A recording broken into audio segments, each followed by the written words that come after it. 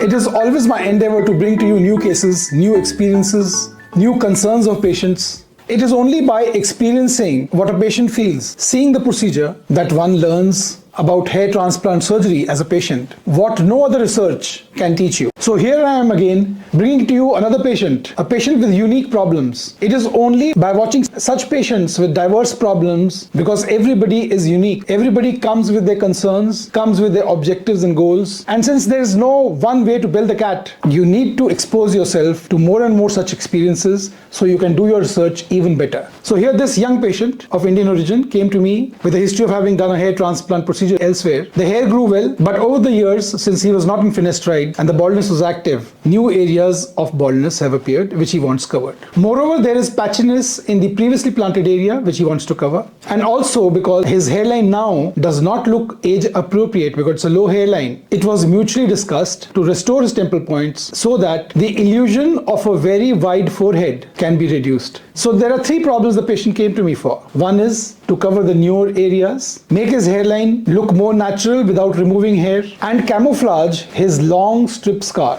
So we proceeded to do just this. After consultation, we proceeded to trim the patient. You can see a 23.5 centimeters long FUT scar running from ear to ear. The scar is about 1.25 centimeters in width. There is as much donor area above the scar as much as there is below the scar. So the scar is placed in the center point of the scalp donor, which is an ideal location. The patient's age is 44. Since the FUT scar is located in the center of the scalp donor, there is no way the crown area can impinge upon the scar, which otherwise would have happened if the scar was placed higher up. Also, scar show happens when the scar is placed lower down, as I have explained in other videos, because of retrograde alopecia, which may happen in any person. So after trimming, I proceeded to harvest the grafts. We harvested about 3,000 grafts in total. Following the harvesting, slits were made over the temple points, in the frontal area, in the crown area, and as you can see in the frontal area, there is patchiness and there is scarring. The patient gave a history that his scabs from the previous procedure about 8-9 years back took a lot of time to come out and they were blackish in color. So this means that the patient developed focal areas of scalp necrosis. Now focal areas of scalp necrosis can only happen in three instances. One, if it is uncontrolled diabetes and wound healing is improper, the blood supply is improper because of diabetes. Secondly, if there is a skin condition. Thirdly, if a needle is used for slit creation, because the needle goes down deep, it doesn't have a depth guard, and it cuts the blood supply under the skin. So this can lead to localized necrosis. Localized necrosis can also happen if very high densities, like people used to give before, of 65 to 75 per centimeter square are given in a skin which otherwise is not well vascularized, or the slit direction is improper. The slits are not parallel to each other. They will cause localized area of necrosis, that is dead skin, which leads to scars like this.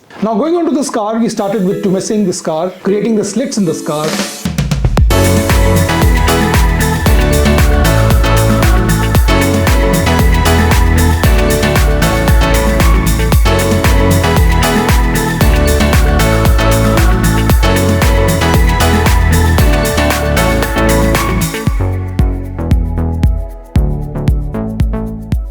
And then we proceeded to plant the grafts. Grafts were planted over the temple points, over the mid-scalp, over the lateral humps, from where the lateral humps had descended, and of course over the crown area. And we finished by planting the grafts about 240 into the FUT scar. Now, is grafting a legitimate treatment for FUT scars? As I have discussed in previous videos on FUT Scar Repair, it is all about camouflage. Scars cannot be 100% hidden by merely planting grafts. It is only about 65% of loss of visibility of scar, of linear scar, that can happen by placing grafts all along the FUT scar. Now, what are the other ways of managing an FUT scar? An FUT scar can also be effectively managed through scalp micropigmentation. And if we combine all these three procedures, that is W-plasty with FUE grafting and scalp micropigmentation, we can reach 100% illusion of naturalness. 100% cases, the scar will not show if we incorporate all these three modalities for management of FUT scar.